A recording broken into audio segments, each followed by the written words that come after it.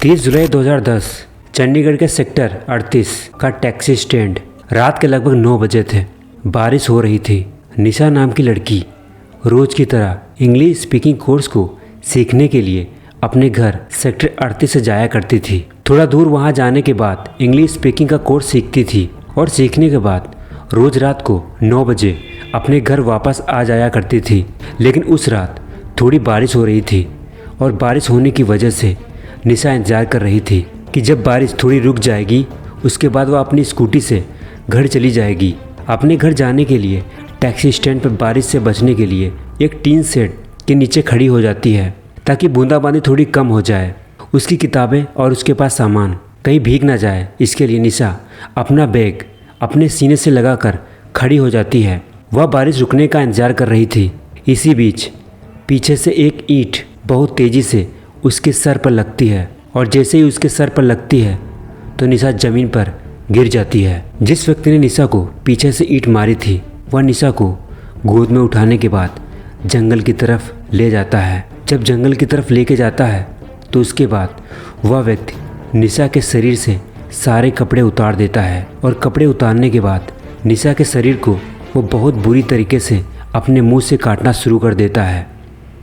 शरीर का कोई ऐसा हिस्सा नहीं होता है जहां उसने अपने दांत ना गड़ाए हों। कोई ऐसा हिस्सा नहीं था जहां उसने चोट ना पहुंचाई हो। और दरिंदगी करने के बाद जब उसका मन भर जाता है तो वह व्यक्ति निशा को गला दबाकर मार देता है।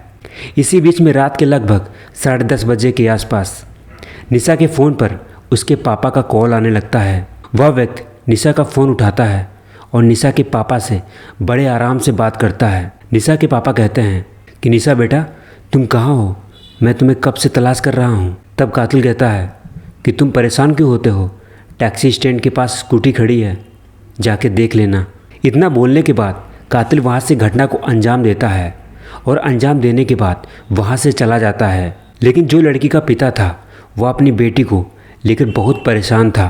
निशा के पिता निशा के जितने दोस्त थे और कोचिंग के सेंटर में जितने पढ़ने वाले बच्चे थे उन सभी से पूछता है कि आज मेरी बेटी निशा घर पे नहीं आई है, क्या तुमने देखा है। वो पिता हर घर जाकर दरवाज़ा खटखटाता है लेकिन फिर भी कोई फ़ायदा नहीं होता है। लेकिन जैसे ही फ़ोन करता है, फ़ोन करने के बाद उससे पता चलता है कि टैक्सी स्टैंड के पास उसकी स्कूटी खड़ी हुई है। स्कूटी को देखते ही उसके पिता रोने लगते हैं। उसी की स्कूटी के पास थोड़ा सा ब्लड लगा होता है।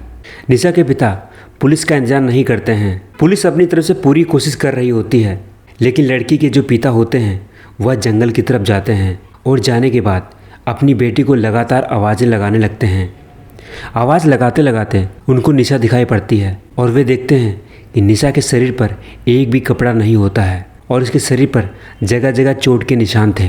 तुरंत ही उसके पिता बेटी को गोद में उठाते हैं और सीधा पीजीआई हॉस्पिटल लेकर आ जाते हैं। वहाँ ले जाने के बाद पता चलता है कि वह ख़त्म हो चुकी है और जैसे ये बात उसके पिता सुनते हैं उनका रो रो कर बुरा हाल हो जाता है। पुलिस ने एफआईआर दर्ज कर ली थी। पोस्टमार्टम भी होता है। पोस्टमार्टम से पता चलता है कि उसके साथ दरिंदगी की गई है। दरिंदगी के साथ साथ उसका गला दबाकर उसकी हत्या कर दी गई है। यानी कि पहले उसके सिर में ईंट मारा गया है, उसके बाद फिर उसके साथ दरिंदगी की गई है, उसके बाद फिर उसका गला घोंटकर उसकी हत्या कर दी जाती है। अब पुलिस के रडार पर उसके जितने भी दोस्त होते हैं वो सब आ जाते हैं। पुलिस लगातार कोशिशें कर रही थी और कोशिशें करने के बाद भी कोई सफलता नहीं मिल पा रही थी। पुलिस परेशान हो जाती है। पुलिस करे भी तो क्या करे। अब पुलिस ने शहर के ऐसे गुंडे लोगों को जिन पर उसका शक होता है 500 लोगों की सूची बनाई जाती है और 500 लोगों की सूची बनाने के बाद सबका डीएनए सैंपल लिया जाता है ताकि उस घटना स्थल पर जो सीएफएसएल टीम को सबूत मिले हैं उससे यह जांच पड़ताल हो सके। जब रिपोर्ट आती है तो मैच ही नहीं खाती है और कातिल आराम से बचकर निकल जाता है। ठोस सबूत न होने के कारण केस ठंडे बस्ते में डाल दिया जाता है।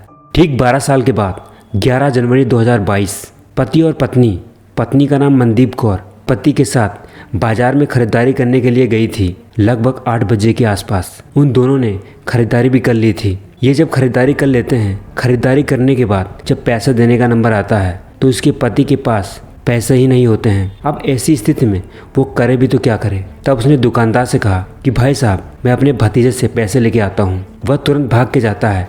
बाइक लेकर सीधा अपने भतीजे के पास जाता है और पैसे लेकर सीधा दुकान के पास आ जाता है और कहता है कि भाई मैं पैसे लेके आ गया हूँ। लेकिन दुकानदार कहता है कि भाभी जी तो पहले ही जा चुकी हैं। भाभी जी की उम्र लगभग 40 साल के आसपास होती है। अब वो उसे लगता है कि शायद घर पहुंच गई होंगी। घर जाकर देखता है तो पत्नी घर पर थी ही नहीं। अड़ोस पड़ोस वाले से पूछता है, फिर रिश्तेदारों से पूछता है और जहाँ जहाँ तक वो कोशिश कर सकता है वहाँ तक पूछता है। दरअसल मलिया थाना क्षेत्र में अगले ही दिन एक स्नेहा ले एक जगह है जो जंगल का एरिया लगता है। 12 जनवरी 2022 को नग्न अवस्था में मनदीप कौर की लाश मिलती है। शरीर पर जगह जगह काटने पीटने के निशान थे।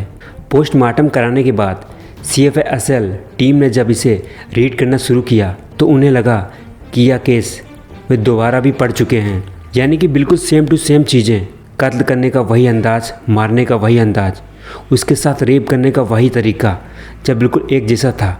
और पुलिस 12 साल पहले भी गच्चा खा चुकी थी। 500 लोगों का DNA सैंपल लेने के बाद भी सफलता नहीं मिली थी। 4 लोगों की एक टीम बनाई जाती है। 500 लोगों की रिपोर्ट तो उनके पास पहले से ही थी, इसलिए उनके पास दोबारा जाने की ज़रूरत नहीं थी। पुलिस ने फिर से एक कोशिश की। ऑटो चालक, ड्राइवर, रेहड़ी लगाने वाले, जो मजदूर तबके के लोग होते हैं, किराएदार या कुंवारे लड़के, ऐसे लोगों की तलाश शुरू कर दिया और घर घर जाकर उनका ब्लड सैंपल लेने लगे। लेडीज़ का ब्लड सैंपल इतना मायने नहीं रखता था, सिर्फ मायने रखता था तो पुरुष का सैंपल। वे घर घर जाते और कहते कि हम एक कैंप लगा रहे हैं, आपको ब्लड देना है और फिलहाल ज़रूरत भी है। जुलाई 2023 का यह वाक़या है। लगभग 1-1.5 महीने के आसपास इलाके में सब जगह घूमा जाता है और ये घूमते घूमते सेक्टर 38 की एक झुग्गी नंबर 16 में जब पहुंचते हैं तो वहाँ एक मोनू नाम का लड़का था। जब पुलिस की टीम डॉक्टर के भेष में उसके घर पहुंचती है तो वो मौका पाते ही वहाँ से निकलने का बहाना करने लगता है। लेकिन वह पुलिस वाले थे। डॉक्टर होते तो साथ एक बार मान भी जाते, लेकिन वह पुलिस वाले थे। उनका मकसद ही जांच करना था। उन्होंने मोनू को बड़े प्यार से पुचकार के बातचीत करने के बाद उसका ब्लड सैंपल ले लेते हैं। अप्रैल 2024 के अंतिम सप्ताह में ब्लड रिपोर्ट आ जाती है। इसके बाद जब मिलान किया जाता है तो मोनू कुमार का ब्लड रिपोर्ट से रिपोर्ट मैच कर जाती है। अब पुलिस वाले फिर उस मोनू के घर पे जाते हैं। अब किसे डॉक्टर के वेश में नहीं बल्कि अपनी वर्दी में जाते हैं और मोनू को गिरफ्तार कर लेते हैं। पुलिस की कोशिश है कि कम से कम समय में इस कातिल के खिलाफ चार्जशीट लगाई जाए और कम से कम इसे फांसी की सज़ा होनी ही चाहिए, क्योंकि इन दोनों महिलाओं के साथ जो इसने घटनाक्रम को अंजाम दिया था वह वाकई भयानक था।